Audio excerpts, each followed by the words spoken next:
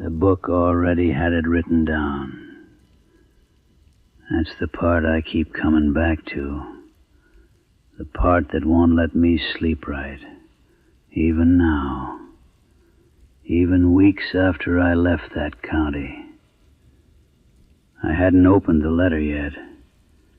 I hadn't even touched it. But the book already said I did.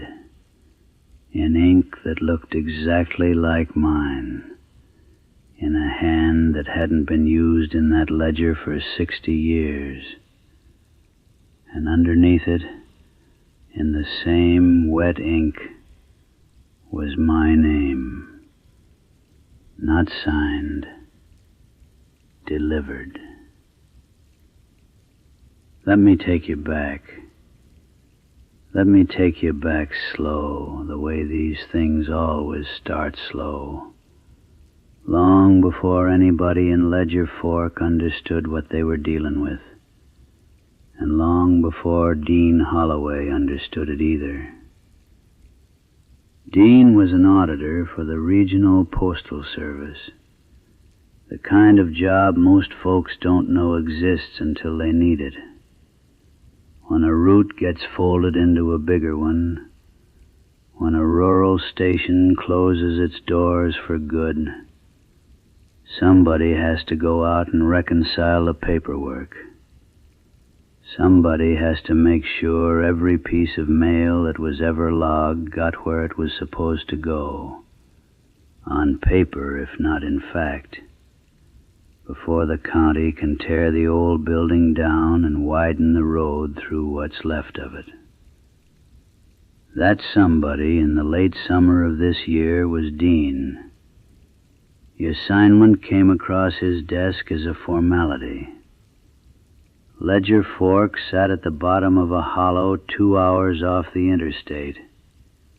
A crossroads store that had done double duty as a substation for the Postal Service since before anybody living could remember. The official route through Ledger Fork had been discontinued in 1958, after the carrier who worked it walked into the hollow one October morning and was never seen again. Nobody Dean talked to seemed to think that was worth mentioning up front. He found it in a footnote, 3 pages into a file nobody had opened in decades. The drive down into the hollow took Dean the better part of an hour once the paved road gave out, the truck rocking slow over ruts that hadn't seen a grader in years. The trees closed in tighter the deeper he went, laurel crowding the shoulders until the road felt more like a seam than a route, and the light coming through the canopy took on that thin gray quality mountain light gets, like the sun up there was being filtered through something before it reached the ground. He didn't pass another vehicle the whole way in.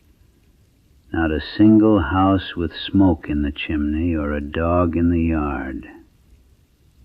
Ledger Fork, when he finally came out of the trees, was just a widening in the road and 4 buildings gone soft with disuse.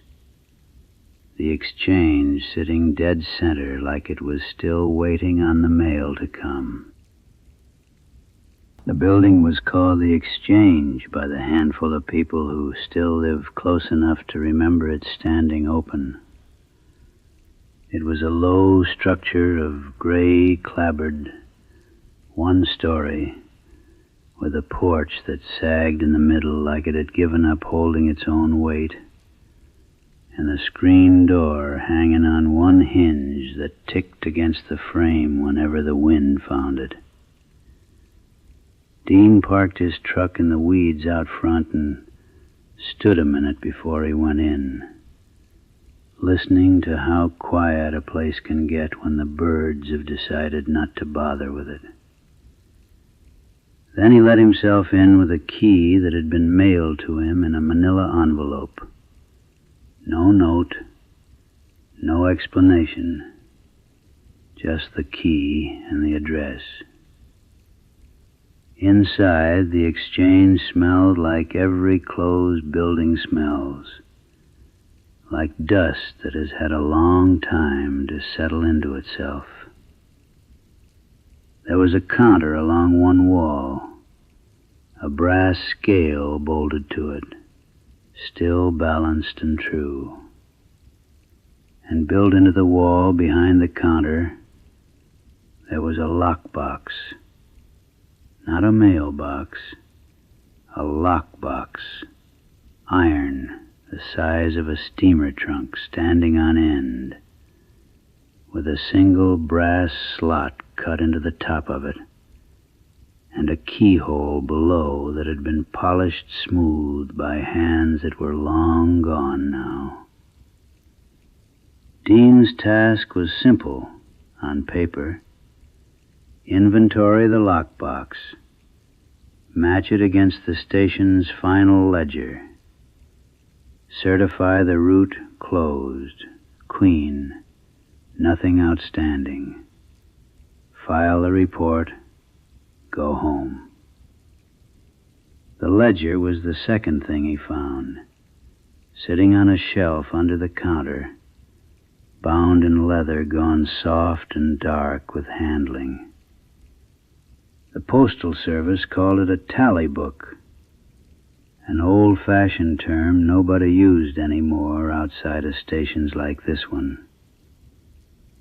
Dean opened the cover, expecting the usual columns, dates and names and delivery confirmations in some long-dead clerk's careful hand. What he found instead, written across the inside of the front cover in a shakier hand than the rest, was a single instruction. Match the box to the book. Never write the book to match the box. Dean read it twice and thought it was just an old superstition, the kind every rural station seemed to collect after enough decades of isolation. He'd seen stranger things scrawled in stranger ledgers. He made a note of it in his own report, more out of habit than concern, and went to open the lockbox. Now, before I go further, I want to say something to the folks who've been sitting with me a while, and to the ones just settling in tonight for the first time. My name's Silas Vance. Most people around here just call me Abe. I've been bringing you these files a long time now, and I've noticed something about the ones of you who keep coming back. You're patient people. You let a story breathe. You don't need the shouting kind. If you're new to us tonight, go on and hit that subscribe button so you don't miss the next file. Now settle in close, because tonight's one of the quiet ones. And quiet is exactly where the trouble was hiding. The lockbox, when Dean turned the key, was not empty. 14 envelopes sat inside it, yellowed at the edges but otherwise undisturbed, as if they'd been placed there recently rather than left to rot for 60-some years. Dean checked them against the tally book's final page, the last entries made before the route closed. 14 names, 14 envelopes. Every one of them matched, down to the last initial. It should have felt like a relief. Instead, it felt wrong in a way Dean couldn't name yet. The way a room feels wrong when something in it is a half-inch out of place, and you can't say what. 14 pieces of mail sitting untouched in a sealed iron box in a building nobody had entered in decades, and every single one of them exactly where the book said it would be.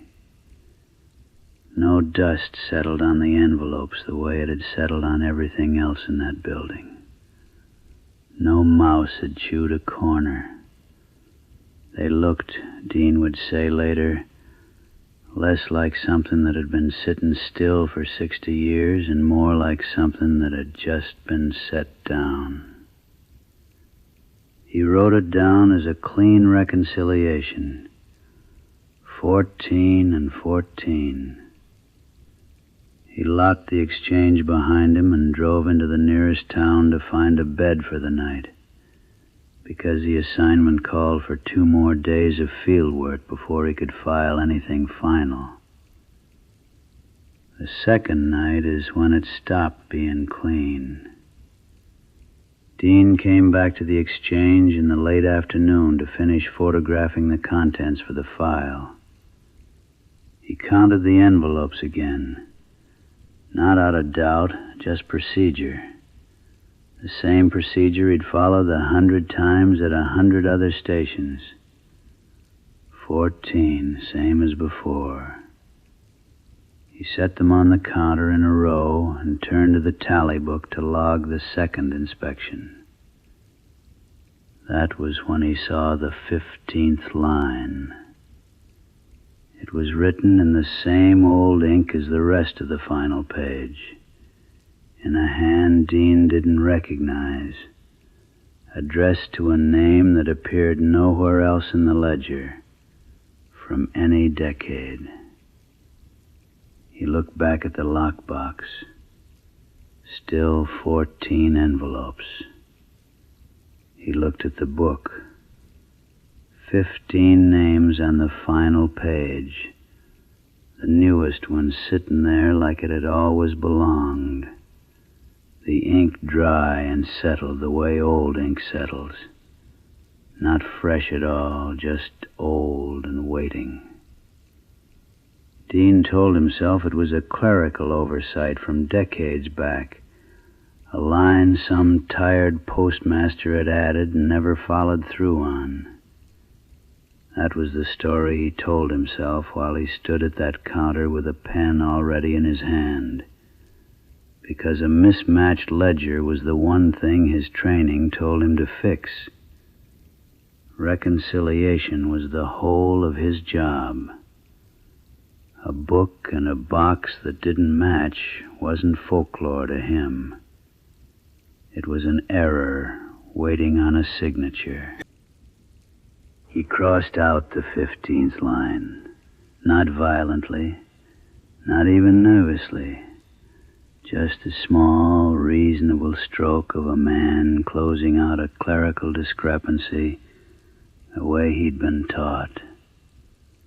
He wrote beneath it, in his own hand, 14 confirmed, and initialed it. He didn't remember, until much later, the words written inside the front cover. Never write the book to match the box. There's an old woman who lives up the ridge from Ledger Fork, name of Verna Coy, who Dean went to see the next morning, mostly because her porch light was the only one still burning when he drove past the night before, and he was tired of being alone with that building.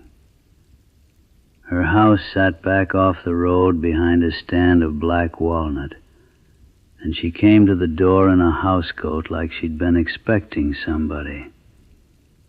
She poured him coffee he didn't ask for and sat him down at a kitchen table with a lace cloth on it.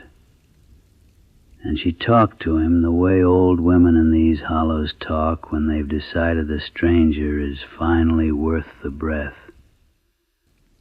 Verna had grown up 2 hollows over, and remembered her grandmother talking about the exchange the way you'd talk about a debt still owed, something passed down quiet, generation to generation.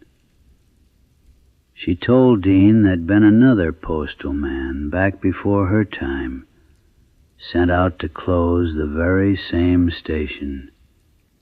He'd found the same instruction in the same book, and he'd made the same correction Dean had just made, fixing what looked to him like a clerk's mistake, because that's what a careful man does when he finds an error in his own line of work. She said her grandmother always called it the tidiest kind of mistake there is, the kind that feels like doing your job right. Verna said the man's own name showed up in the ledger not long after. Delivered, it said, next to a date that hadn't happened yet when he found it.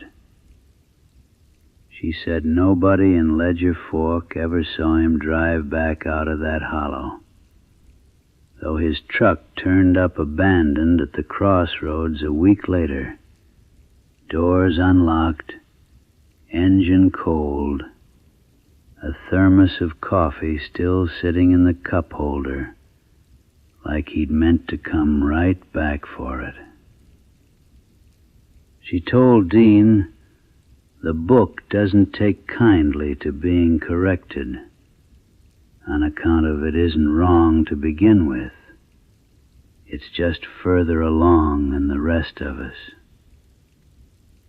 Dean drove back to the exchange that afternoon, telling himself Verna Coy was an old woman with an old story, the kind every hollow keeps on hand for strangers.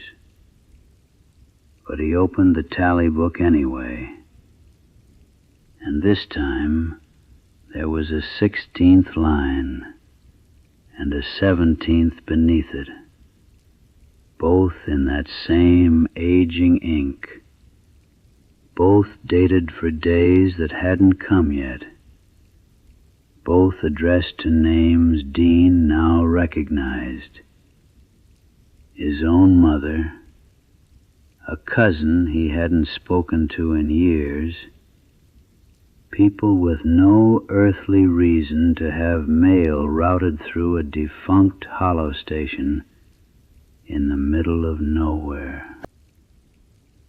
He sat with the book open a long time that evening, watching the light change through the one clouded window, listening to the particular quiet a building gets when it's been closed up and left to itself. He told himself the smart thing, the professional thing, was to close the cover, lob the discrepancy honestly this time instead of correcting it, and let somebody else decide what to do with a haunted ledger in a condemned building. That's what he meant to do. He wants people to know that. He meant to leave it alone. But there was a 18th line forming while he watched, the ink rising up out of the page the way frost rises on a cold window, slow enough that you could almost convince yourself you weren't seeing it happen at all. The building had gone that particular kind of quiet that isn't the absence of sound so much as the sound of something else waiting to make one. And Dean said afterward he could hear his own pulse plainer than he could hear the wind outside, plainer than the screen door ticking on the porch. He didn't move. He didn't reach for the pen sitting right there beside the book, close enough to touch. He just watched the ink find its shape, one stroke settling into the next, patient as water finding the low part of a field. And this line didn't have somebody else's name on it. It had his. Dean Holloway. A date 3 days out from that evening. And beside it, in that same patient hand, one single word. Delivered. He didn't correct that line. He didn't touch the pen. He closed the book, locked the exchange, and drove north out of Ledger Fork without filing his report. The Postal Service, as far as I understand it, never did get a clean reconciliation on that station. The file's still open, technically, sitting somewhere in a drawer nobody wants to close out. Dean went back to his regular life, back to his own house 3 counties over from that hollow. He told himself distance was the same as safety. For a while, it seemed to be. Then, on the 3rd day, right on schedule, an envelope came through his own mail slot. No return address, no postmark he could make sense of. Inside was a single strip of paper, torn clean from a ledger page, the edge still soft with age the way old bindings go soft. His name was on it, in that same unhurried hand. Beneath his name, that same word, and beneath the word, a second date, further out than the first, waiting its turn the way the second line always waits behind the first one. Dean still has that strip of paper. He keeps it in a drawer he doesn't open much anymore, because opening it means looking at the date, and the date is closer now than it was when this file was first put together. He says some nights he thinks about driving back down to Ledger Fork and burning the tally book where it sits, box and all. But he also says, if you've spent any real time out here in these hollows, you'll learn there are some books that don't much care whether you burn them or not. They've already got the next line written. They're only waiting on you to catch up to it. He says the worst part isn't the waiting. It's how ordinary the days in between feel. He still gets up, still goes to work, still sits on his porch some evenings and watches the light go long across his own yard. Nothing about his life looks touched, but he keeps that strip of paper close. And some nights he swears he can hear a screen door ticking somewhere off in the dark, slow and patient, keeping its own kind of time. Before we let this one go quiet, I want to say it again, plain, the way I always try to say things. My name is Silas Vance. Folks around here call me Abe. And if you're new to the Redacted Archives tonight, I'm glad you found your way down this particular hollow. So if you ever find yourself standing over an old book that doesn't match the world around it, I'd ask you to remember Dean Holloway, and to remember Ledger Fork, and to leave the discrepancy exactly where you found it. Don't reach for the pen. Whatever the book is short on, whatever it seems to be waiting for, it isn't waiting on your correction. It's waiting on your name. The lights are low now, and the hollow's gone quiet, and somewhere down in Ledger Fork, the exchange is still standing, door locked, lockbox sealed, tally book closed on a page nobody's read yet. Rest easy tonight. Let the dark keep its own accounts for a while. This has been the Redacted Archives. I'm Silas Vance. Folks call me Abe. Sleep easy, and I'll see you at the next file.